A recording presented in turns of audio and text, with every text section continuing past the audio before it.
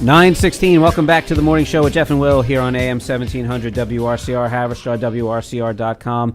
Welcome back to the show, everybody. I'd like to welcome in Tina Traster from the Rockland County Business Journal for her weekly segment. Thank you very much for joining us, Tina. Good morning. Good morning. Good morning. I'm very sorry to hear about that loss. I'm very sorry for that person's family and friends and the community. Moving on. So a couple of housekeeping items. I wanted to mention that if anybody had not had a chance to see my photo exhibit called American Beauty at the Valley Cottage Library back in July, the show is going to now be exhibited at the Haverstraw Library for the month of October. So another chance to go check out those images.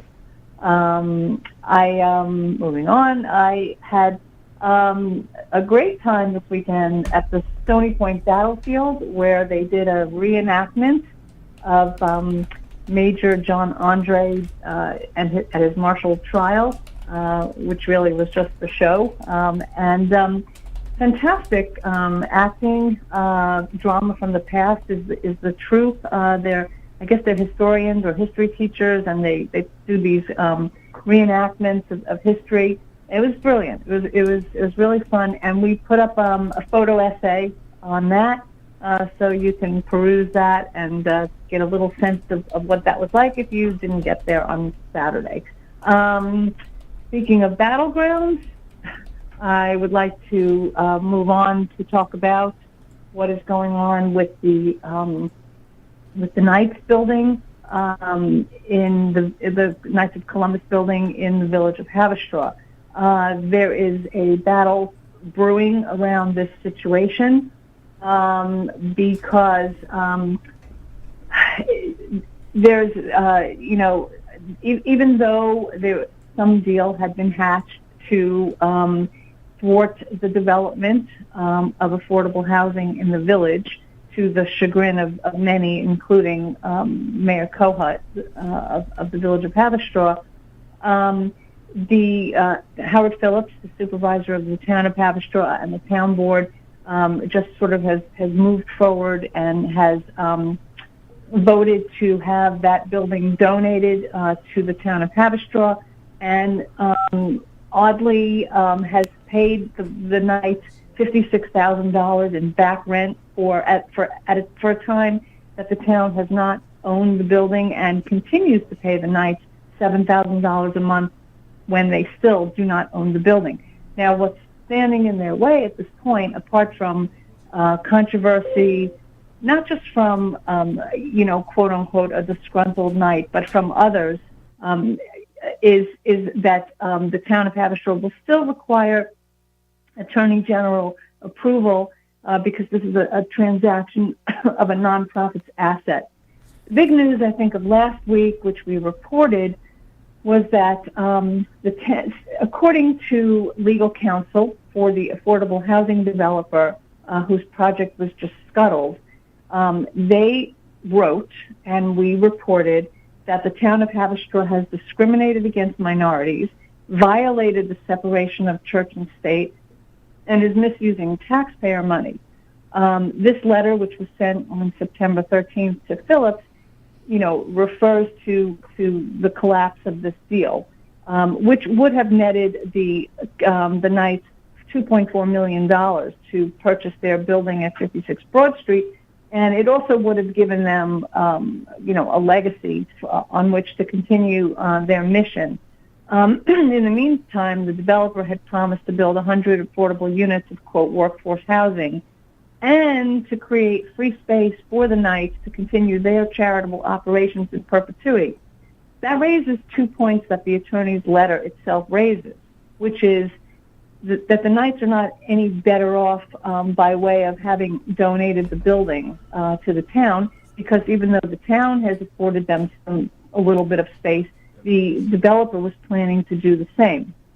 And secondly, and also raised in this letter, is what about the separation of church and state? So I'm not a lawyer, and I don't know, where this is going to shake out, but the Knights had been promised the ability to continue to display their memorabilia and their regalia. And being that they're a Catholic organization, this really raises the issue of whether a town-owned building can use the building for any kind of religious purposes, or whether or not this, again, violates the separation of church and state.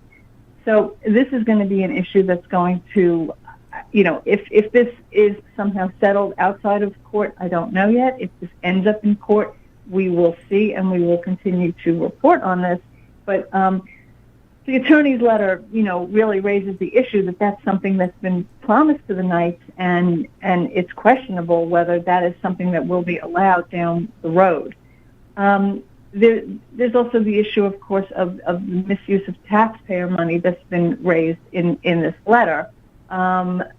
It's kind of not clear how the town is doling out all of this money, like I said, $56,000 and $7,000 a month to the Knights to cover their expenses before it is that the Knights have been able to, donate the building to complete that transaction. So this will rest with the Attorney General whether they ultimately sign off on this. And the night that, when Howard Phillips was on the radio last week, he referred to a disgruntled Knight. Well, that Knight is the Knight who, was the Grand Knight at the time who negotiated the deal, and who along with the village of Haverstraw and many others, was very much in favor of the way the whole deal was going to work and benefited a lot of people. And he's been very distressed as to when he stepped aside as Grand Knight because they had new elections in the beginning of the year. This whole deal seems to have happened very much without his approval.